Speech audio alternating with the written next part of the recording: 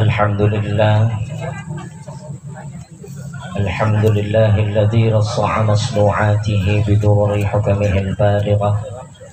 Asyhadu an la ilaha illallah wahdahu la syarika lah wa asyhadu anna sayyidana Muhammadan abduhu la nabiyya ba'dah. Allahumma salli wa sallim ala habibina wa syafi'ina sayyidina wa maulana Muhammad wa ala alihi wa sahbihi wa mawalah. Hadirin hadirat segenap tamu Rasulullah, pecinta solawat, majelis ta'lim dan solawat, ashabul maimanah yang dirahmati oleh Allah, Bapak Ibu, wabil khusus para orang tua, para penasehat, para pengurus majelis.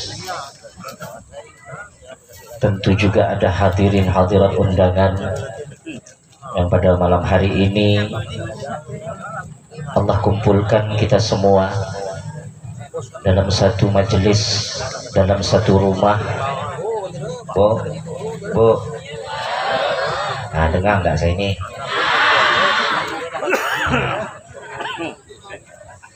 Tanya jawab pula tuh, habis itu cakap.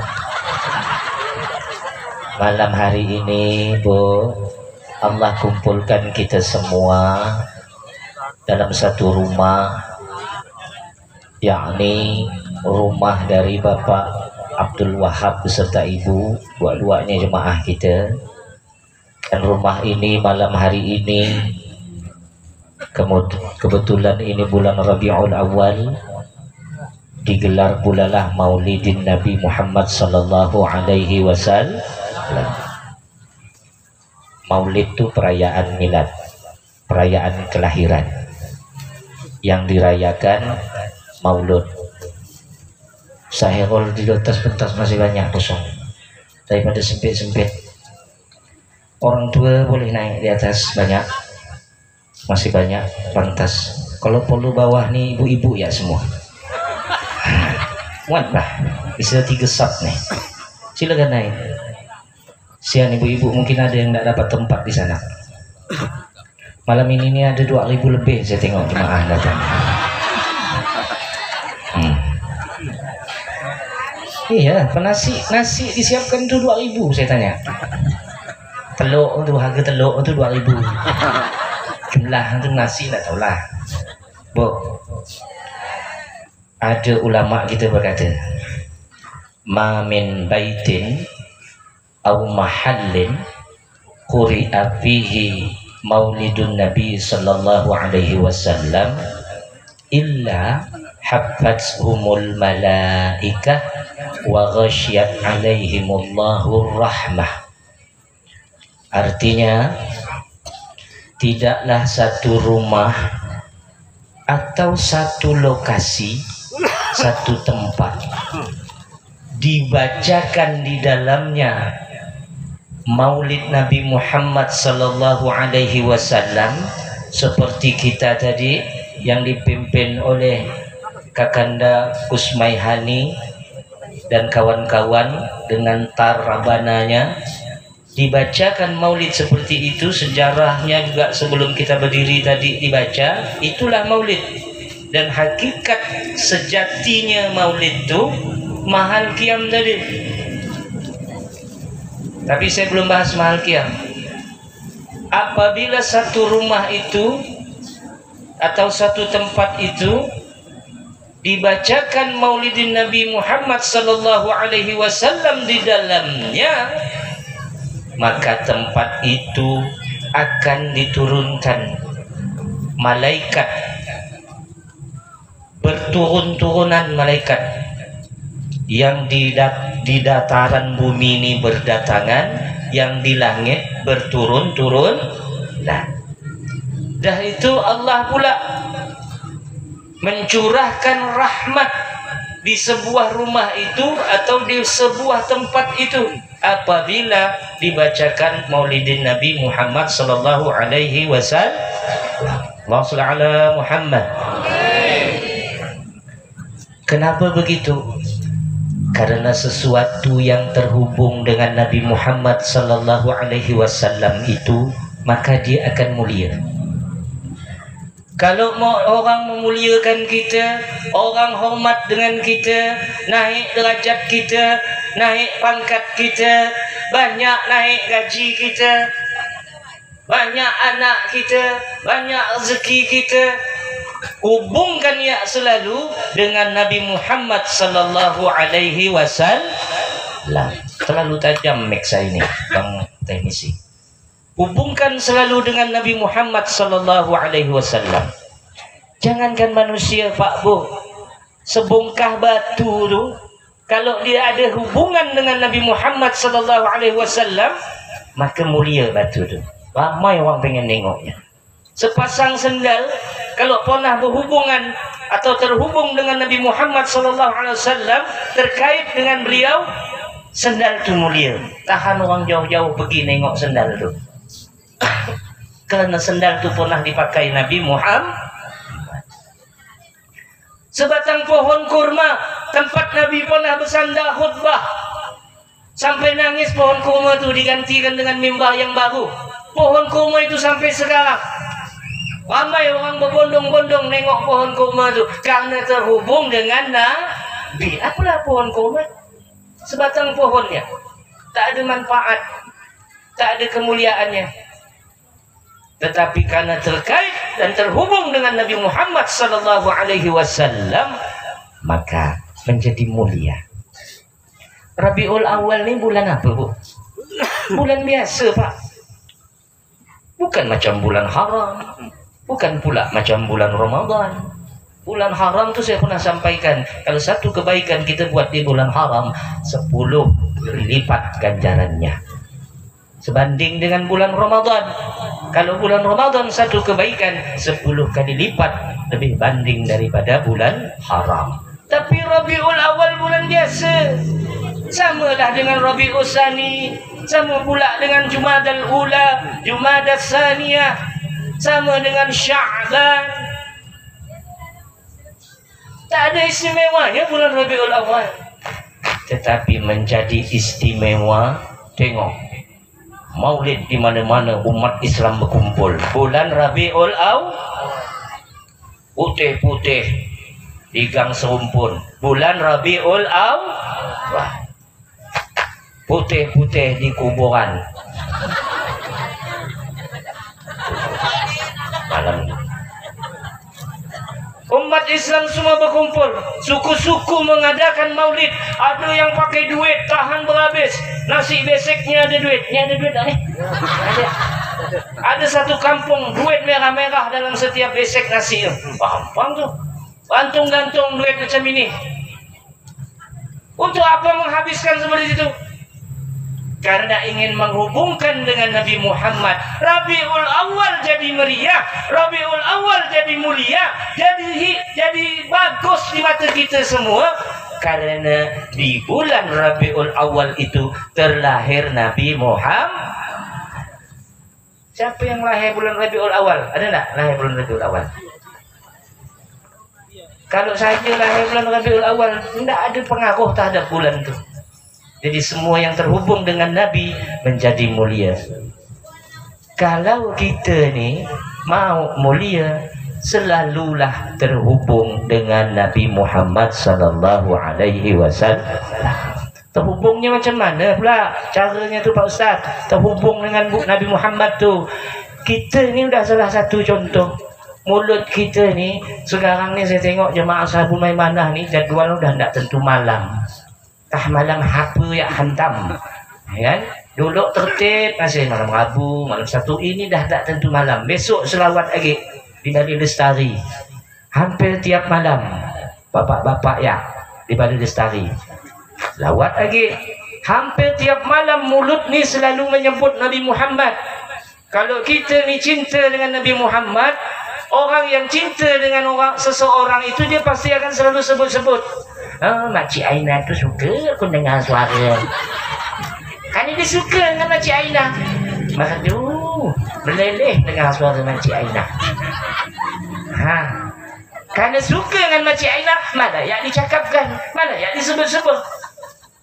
Kalau cinta dengan Nabi Muhammad sallallahu alaihi wasallam, tentulah kita lebih banyak menyebut nama beliau, nama Muhammad, nama yang paling pertama yang dimiliki umat manusia. Sebelum Nabi Muhammad tu tak ada nama Nabi Muhammad. Nak ada yang bernama Nabi Muhammad tu tak ada. Fihris lah, Kilab lah, Usai lah. Kalau di bangsa-bangsa Eropanya, Manuel lah, Yohanes lah, Julius lah, Romawinya itu juga. Mana ada nama Muhammad? Sejak zaman Nabi Adam terlahir pun belum ada nama Muhammad. Carilah di silsilahnya. Adam, nama Nabi ya, tak ada Muhammad. Belum nama-nama di bawahnya, umat-umat di bawahnya. Tak ada. Tamlika, Imlika, tak apa-apa namanya. Lazami. Tidak ada. Begitu 12 Rabiul Awal terlahir tahun 5701 Masih sesudah Masehi, barulah dinamakan bayi itu dengan bernama Muhammad, yang digelar yang terpuji artinya. Datuk beliau Abdul Muttalib menamakan Muhammad. Ya, dulu adat orang Arab saat itu, kalau ada bayi laki-laki, tapi ya bukan bayi perempuan. Kalau bayi laki-laki lahir, dia bawa bangga. Kalau punya anak laki-laki, bangga luar biasa. Oh, mak aku lahir laki-laki. Sampaikan pak muda, pak cik, pak ngah. Tapi Arab tak ada pak ngah, pak cik. Pokok paman keluarga semua sampaikan, anak saya laki-laki lahir. Suka. Oh, dibawa ke wilayah sekitar Kaabah yang sekarang Masjidil Haram. Lalu diumumkan, aku beri nama anak laki-lakiku ini. Kalau bapaknya yang ngomong, kalau datuknya yang ngomong, aku beri nama cucu laki-lakiku ini dengan nama Abu Jahal. Wah, mantap. Gitu budayanya. Bertepuk suka dia. Beri nama dengan Sufyan. Wah, mantap. Nama tu dah biasa didengarnya. Tapi ketika Rasulullah terlahir dari Ibunda Aminah, yang melahirkan bahkan tak keluar sedikit pun tetes darah nipas, tak ada nipas, Rasulullah lahir. Tak macam kita selambak kain bini kita melahirkan. Mak kita melahirkan, kita selambak darah. Saya ingat duk cuci darah melahirkan anak saya. Saya tukang cuci darah. Parit syadah. Saya orang sebelah. Bini saya tahu apa, tahu melahirkannya. Yelah, takkan habis dia melahirkan dia nak cuci darah. Samarah. Selambak darah terkeluar. Tetapi Sayyidatuna Aminah melahirkan kekasih Allah, tak sedikit pun mengeluarkan darah nipas. Bahkan tak keluar dari tempat biasa kita keluar tu. Kita lahir keluar dari mana? Nabi tak di situ keluar. Saking spesialnya Rasulullah. Cantik, putih, berseri. Tak ada bayi secantik zaman itu. Semua mandang tu langsung macam dapat rezeki setumpuk. Senang. Hanya mandang bayi Muhammad. Ya Allah cantiknya. Suka semua. Wajah yang berseri, indah, digendong, diberikan kepada Datuk. Datuk mengangkat untuk diumumkan di sekitar Kaabah. Tapi begitu dah dekat Kaabah, tidak pula langsung diumumkan. Pintu Kaabah itu terbuka secara otomatis. Isyarat bahwa Abdul Muttalib masuk ke dalamnya.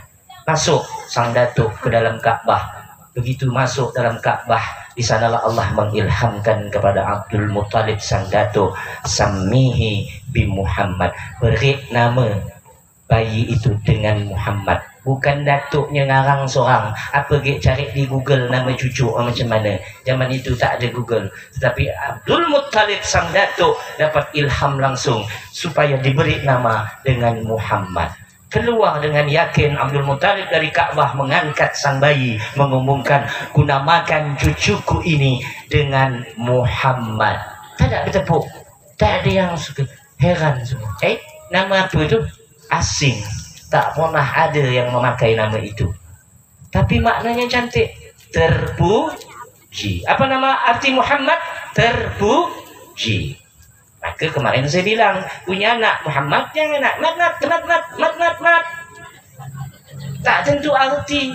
Panggil dia Muhammad. Muhammad, tolong tak belikan bawang merah.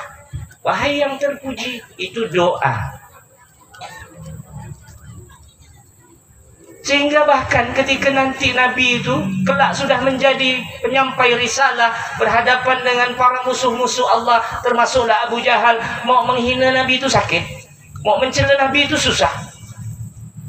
Muhammad, celakalah kau, kata dia, mau memaki Nabi. Macam mana artinya dalam bahasa Arab nih? Tabbalak, ya Muhammad, tabbalak.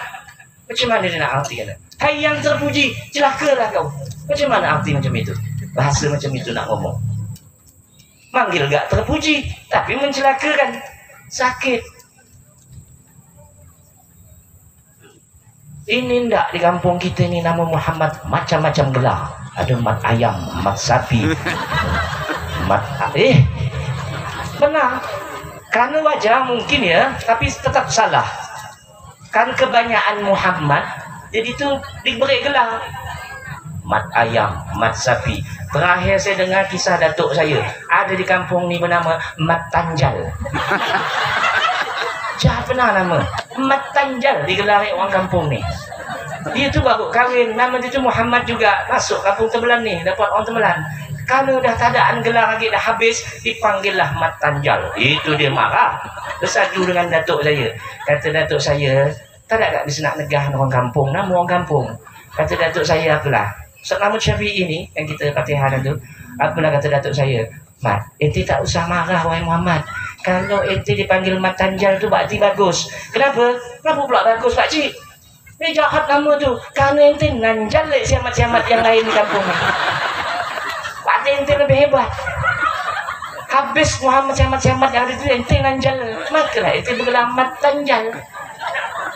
Ya Allah ya Rabbi, janganlah dikasih gelar sembarangan nama Muhammad.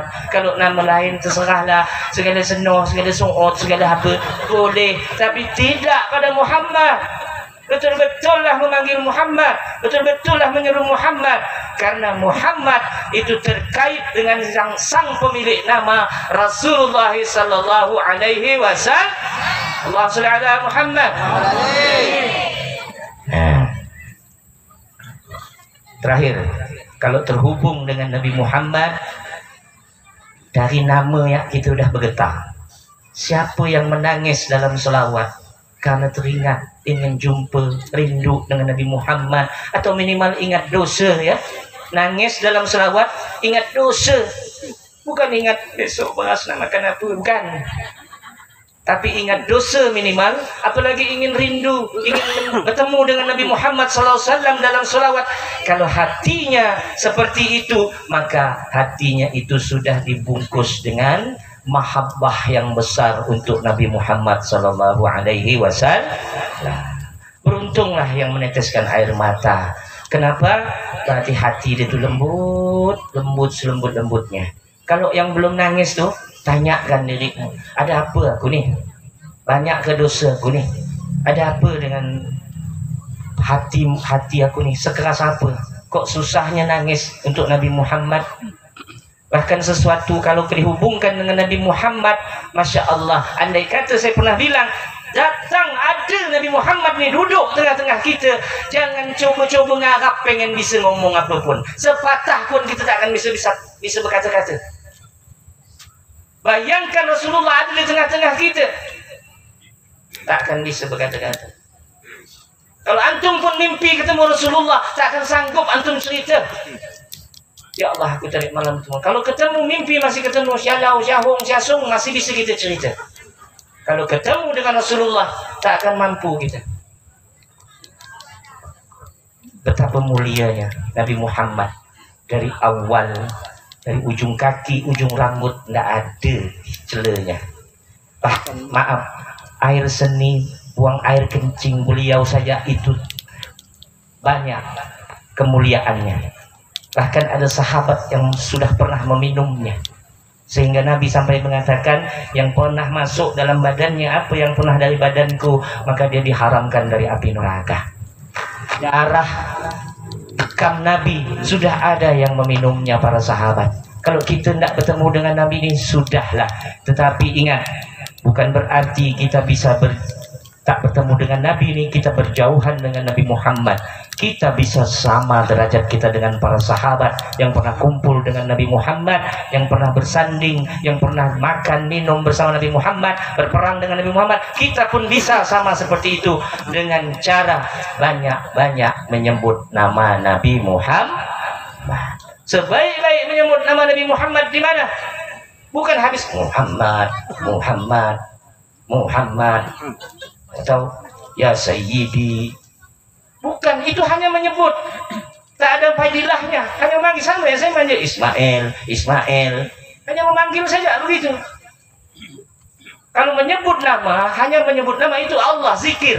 Maka dalam zikir boleh ya Rahman, ya Rahim, ya Ghaffar, itu zikir. Tetapi pada Nabi Muhammad sebaik-baik menyebut adalah bersolawat kepada Nabi Muhammad. Banyak berselawat, semakin memperpendek jarak kita dengan Nabi Muhammad, semakin dekat kita dengan Nabi Muhammad, maka semakin berpotensi, semakin dapat kesempatan besar untuk mendapat syafaat Nabi Muhammad. Kelak nanti berkumpul bersama Nabi Muhammad, duduk-duduk bersama Nabi Muhammad, berbaris di bawah bendera Nabi Muhammad, minum di telaga Kausar Nabi Muhammad, nanti berbondong-bondong masuk surga dengan Nabi Muhammad sallallahu alaihi wasallam. Amin ya rabbal alamin. Ini yang kita cari, Bu. Generasi 1400 tahun nih, maaf, banyak dosanya daripada pahala. Kita banyak berani dengan Tuhan. Sahabat dulu takutnya lebih besar. Sayyidina Abu Bakar itu pernah menghayal, bagus aku jadi ranting kayu ya, patah. Habis itu tidak ada pertanggungjawaban. Sayyidina Abu Bakar karena takut dengan Allah. Kita banyak beraninya. Jihad para sahabat, jauhlah dengan kita. Sedekah para sahabat. Sahabat itu dari kaya sampai habis untuk Islam. Yang dikeluarkan yang paling banyak dari hartanya. Kalau kita yang banyak Allah beri, yang kita keluarkan 2.000. Macam mana nak sederajat dengan sahabat? Kalau generasi kita ni yang ada na'udzubillah, kita takut dudi lo melambai masuk surga, melenggang masuk surga, melabur lo ke neraka. Kalau dah melabur ke neraka, Allah ini yang kita tak mau. Yang kita cari, kita ni begitu dapat syafaat Nabi, sebaris dengan Nabi, itu yang kita cari. Kalau dah sebaris dengan Nabi, tak sempat masuk dengan pada neraka ni, tanpa merasakan pedihnya azab neraka, langsung sama-sama masuk surga. Ini yang kita cari sama-sama. Mudah-mudahan kita semua kumpul di sini, berkumpul bersama Nabi Muhammad sallallahu alaihi wasallam. Maulidin Nabi sampai bila-bila pun selama bulan Maulid ni kita selawat. Nak ada mahal qiyam boleh, mahal qiyam atau ada Maulid boleh, tak usah harus langsung berselawat, tak masalah. Tak penting ceramah. Ceramah itu bukan hakikat Maulid. Mahal qiyam itu hakikat Maulid. Demikian yang dapat saya sampaikan. Mari kita tebar pesona kepada Nabi Muhammad sallallahu alaihi wasallam. Buka buku selawat kita akan berselawat dan berzikir menyebut Asmaul Husna. Ya.